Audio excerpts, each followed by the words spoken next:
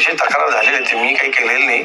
पण विधानसभेच्या वेळेलाही असाच प्रॉब्लेम आला होता की महाराष्ट्राच्या बाहेरची जी कम्युनिटी आहे त्यांना इथे सर्टिफिकेट इश्यू होत नाही.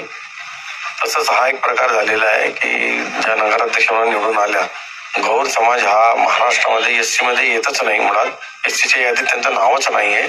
पण तरी प्रांत अधिकाऱ्यांनी कुठलेही ओरिजिनल डॉक्युमेंट व्हेरीफाय न करता त्यांना कास्ट सर्टिफिकेट दिलेले अशी तक्रार झालेली आहे.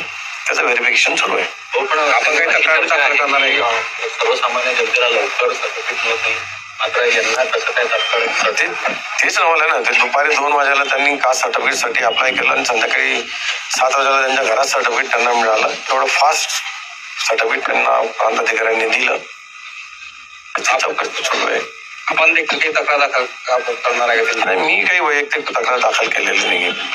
बघू अजून काय त्याच्या बाबतीत ठरलेलं नाही. पण असं जर झालं असेल तर मात्र लक्ष घालावं लागेल की रिझर्वेशन जे ते महाराष्ट्राचं वेगळं असतं, दुसऱ्या स्टेटचं वेगळं असतं. महाराष्ट्राच्या रिझर्वेशनमध्ये बाहेरच्या स्टेटचे लोक येऊन जर असं रिझर्वेशन डिस्टर्ब करत असतील तर ते म्हटलं कुठल्या स्टेटसाठी चांगली गोष्ट नाही.